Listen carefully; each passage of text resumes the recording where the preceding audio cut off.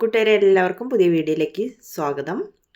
ഇന്ന് നമുക്ക് വെണ്ടയ്ക്ക മോരൊഴിച്ച് തേങ്ങയൊന്നും ചേർക്കാതെ പെട്ടെന്ന് തയ്യാറാക്കി എടുക്കാൻ പറ്റുന്ന ഒരു കറിയുടെ റെസിപ്പി നോക്കാം. നല്ല ടേസ്റ്റാണ് കേട്ടോ ഇത് ചോറിനൊക്കെ ഒഴിച്ചു കൂട്ടാൻ. അതിനായി ഇളയ വെണ്ടയ്ക്ക ഞാൻ കഴുകിയെടുത്തിട്ടുണ്ട്.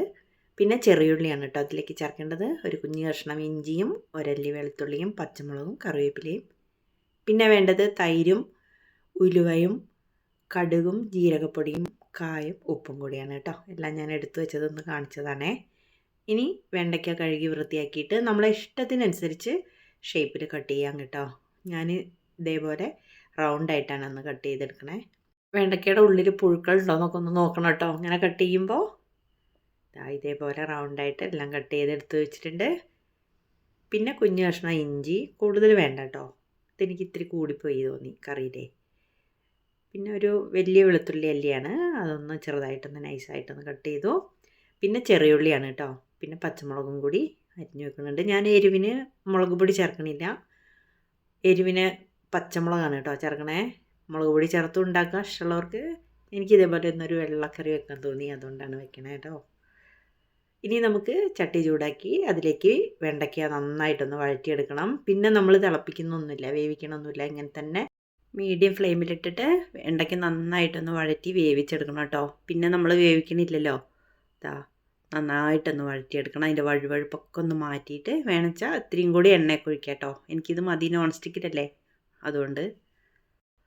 പിന്നെ അതിലേക്ക് അരിഞ്ഞു വെച്ച ഉള്ളിയും ഇഞ്ചിയും കറിവേപ്പിലയും എല്ലാം കൂടി ചേർത്ത് വീണ്ടും നമുക്കൊന്ന് വഴറ്റിയെടുക്കാം. കൈയൊന്നും വേണ്ട, എന്നാൽ നന്നായിട്ടൊന്ന് വേവണം.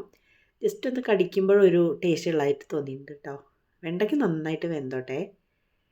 അത്യാവശ്യം നന്നായിട്ട് എല്ലാം മൂത്ത് വന്നിട്ടുണ്ട്, കാണുന്നില്ലേ?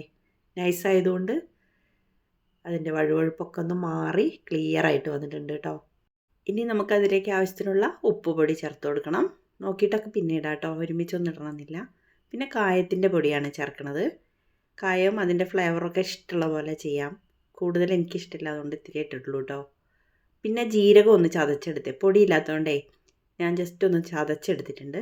അതും കൂടി ഇട്ട് കൊടുത്തിട്ട് ഒന്നും കൂടി ഒന്ന് വഴറ്റണം. ഇനി നമുക്ക് സ്റ്റൗ ഓഫ് ചെയ്യണം കേട്ടോ ഈ സമയം. ഇനി തൈര് നന്നായിട്ടൊന്ന് ഉടച്ചെടുക്കണം. പൊടിയുള്ളതായിരിക്കും കേട്ടോ നല്ലത്, അതും അവരവരെ ഇഷ്ടത്തിന് എടുക്കാം. ഇനി സ്റ്റൗ ഓഫ് ചെയ്തിട്ട് നമുക്കതിലേക്ക് തൈര് ചേർക്കാം.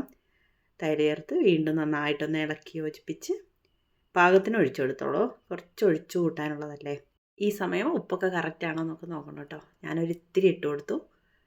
വെണ്ടയ്ക്ക മോര് കറി ഇവിടെ റെഡി ആയിട്ടുണ്ട്. എല്ലാവരും അഭിപ്രായം പറയണം, ലൈക്ക് ചെയ്യാൻ മറക്കല്ലേ. വീണ്ടും നമുക്ക് മറ്റൊരു വീഡിയോയുമായി കാണാം കേട്ടോ.